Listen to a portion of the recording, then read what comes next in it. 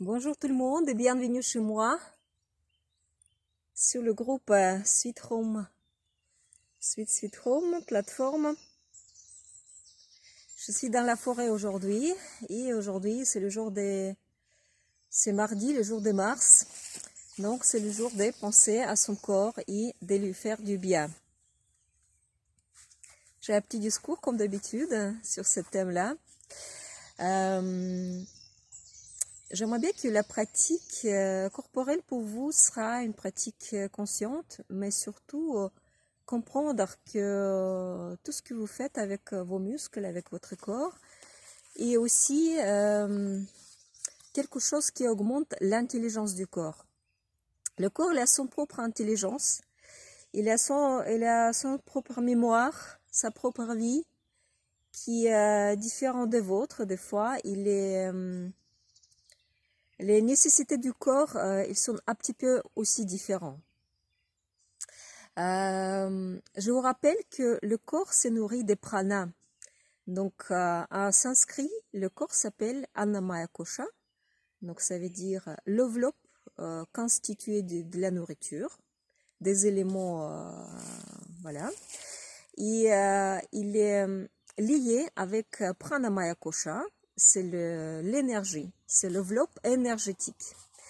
Donc, le corps, il génère le prana, génère cette enveloppe énergétique, et puis il est constitué, il est nourri par le prana. Donc, il a besoin le prana pour se nourrir et pour dégager ce prana autour de nous, nos énergies.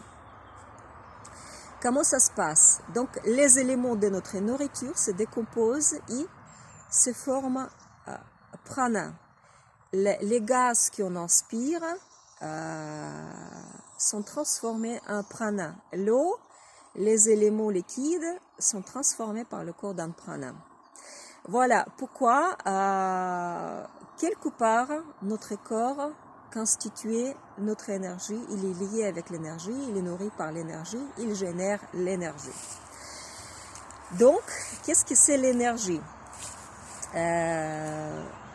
Toutes ces personnes qui vivent dans le paradigme du matérialisme, donc ça veut dire que je suis le corps et le corps c'est moi, tôt ou tard ils tombent sur le piège, mais s'ils ressortent de ce piège de matérialisme, ils comprennent que les mouvements c'est la vie. Donc, ils sentent que le corps, il est bien dans le mouvement, il vit dans le mouvement comme le poisson dans l'eau.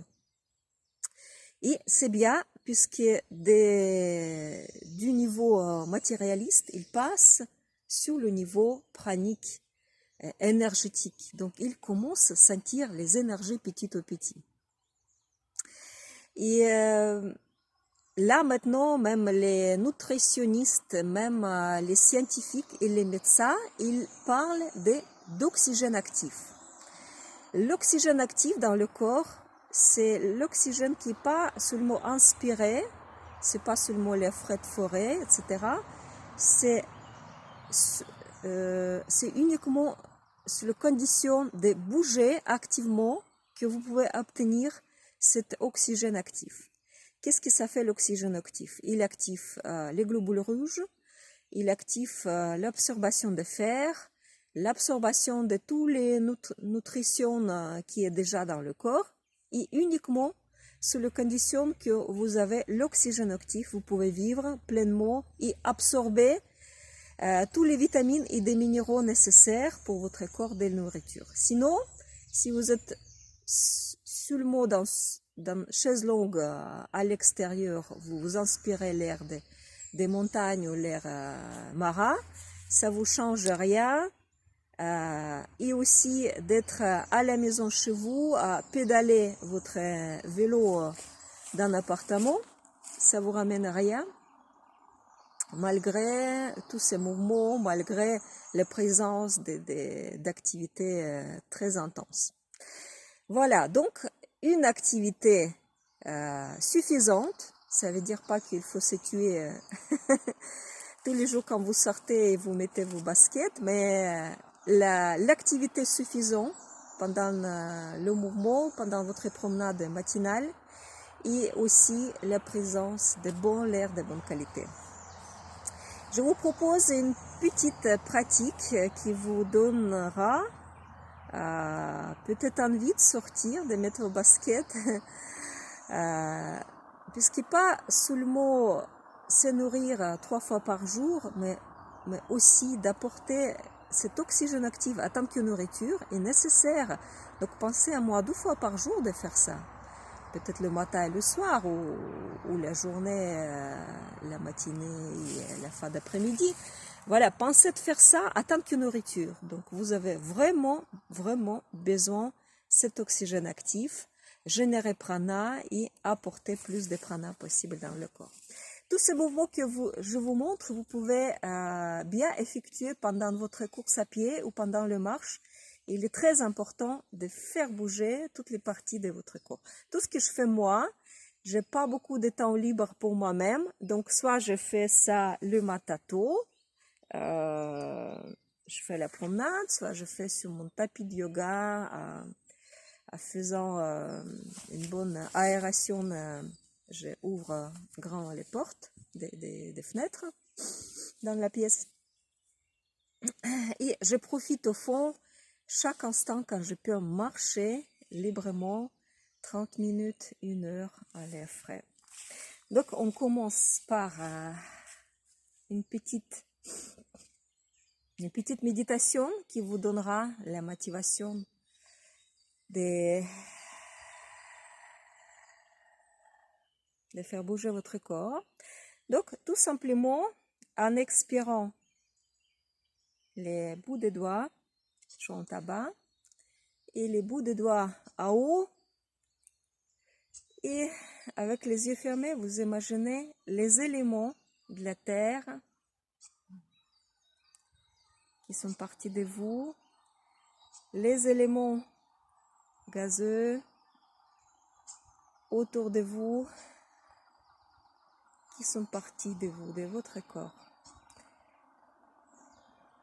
Avec ce mouvement, vous essayez de rendre fluide les éléments durs, grossiers, et aussi absorber les éléments gazeux, légers, et faire partie de vous-même. Vous prenez tout ce qui vous entoure au maximum et vous ramenez dans votre corps plein conscience. Inspirez et expirez.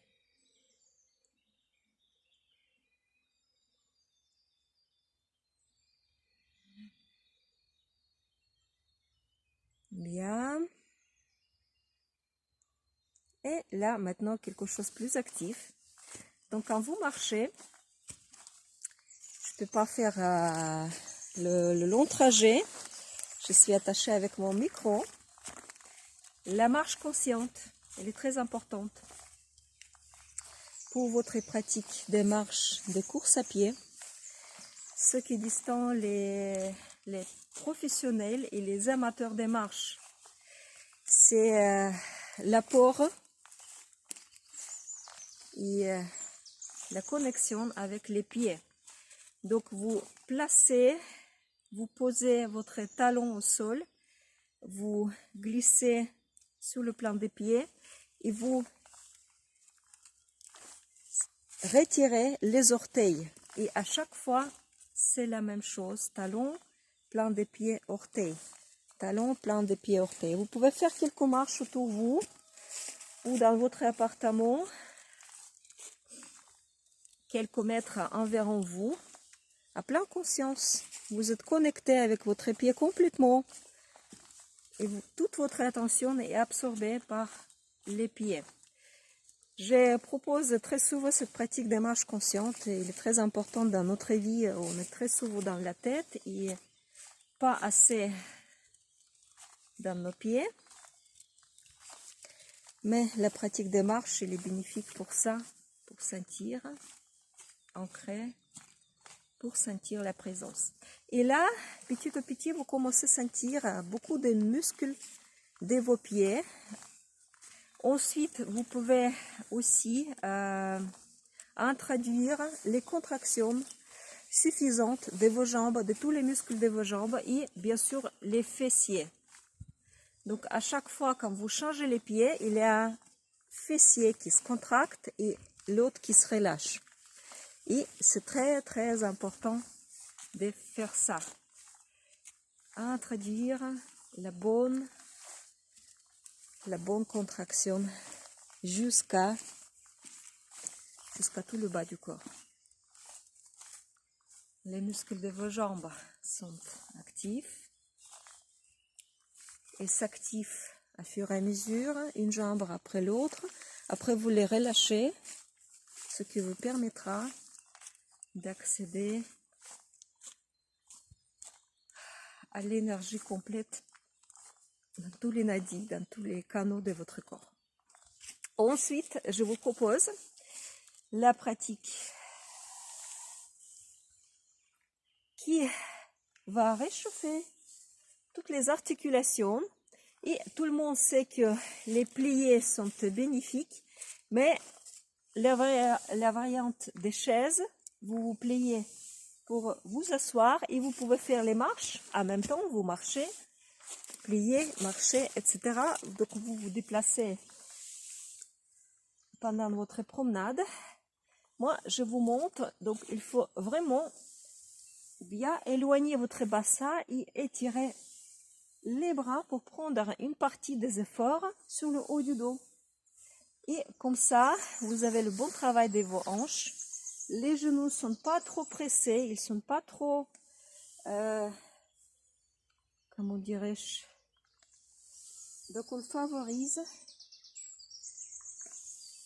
les efforts suffisants dans toutes les parties du corps quand vous faites ces pliés. Et vous remarquez que vous pouvez faire beaucoup. Dans cette manière, tout est possible.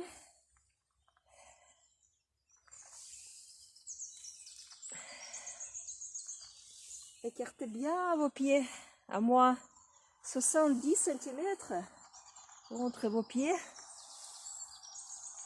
et descendez bien bas. Bon, vous pouvez continuer encore ce mouvement-là. Je pense qu'encore 2 minutes, ce sera parfait. Vous faites la pause et vous continuez si vous aimez bien. Donc, si quelque part, à niveau d'hanche, vous ne vous sentez pas très à l'aise, donc vous diminuez le niveau de l'angle de votre inclinement, ou au contraire, si les genoux ne sont pas assez travaillés, vous pouvez descendre un petit peu plus. Donc voilà, variez l'inclinaison de votre corps en même temps.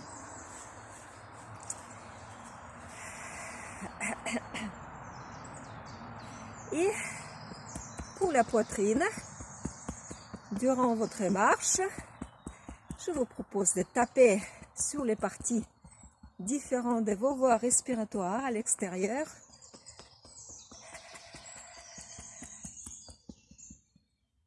En inspirant, en expirant.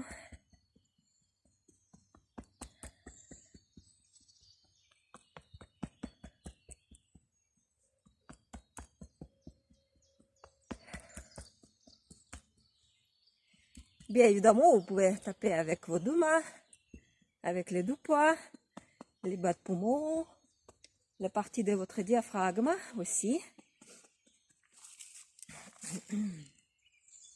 Et ensuite, les bras. Commence par les coudes, les petits moulins dans les coudes. J'étire à chaque fois les bouts de doigts. Je crée l'espace à l'intérieur de mes articulations. Parfait.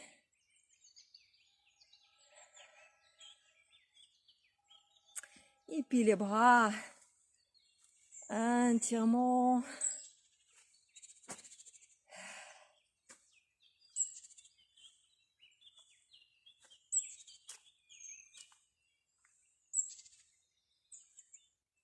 Faites bouger votre tête, l'incliner et la redresser.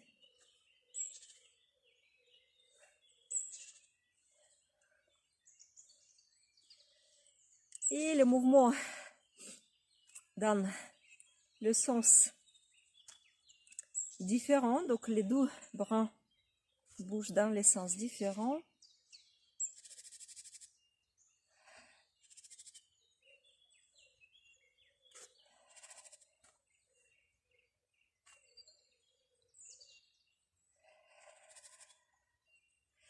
Et je termine ma pratique encore par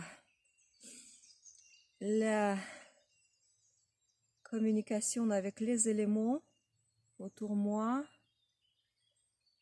Mon corps fait partie de cette nature. Il était formé par les éléments de la nature qui venaient de la terre et il va se dégrader jusqu'à les éléments pour rester la partie de cette terre. Donc, mon corps, c'est mon véhicule, c'est mon combinaison qui me permet d'être là, de respirer, de faire les actions nécessaires sur cette terre, de sentir, de toucher, de communiquer avec le monde de la nature. Voilà comment il faut communiquer avec son corps. Notre corps, il a besoin de tout ça, cette énergie. Être dans son milieu naturel, comme un arbre, comme une plante, comme un animal. Et puis, bien évidemment, de prendre, de se nourrir avec cette prana. Merci beaucoup et puis à très bientôt. Je vous embrasse.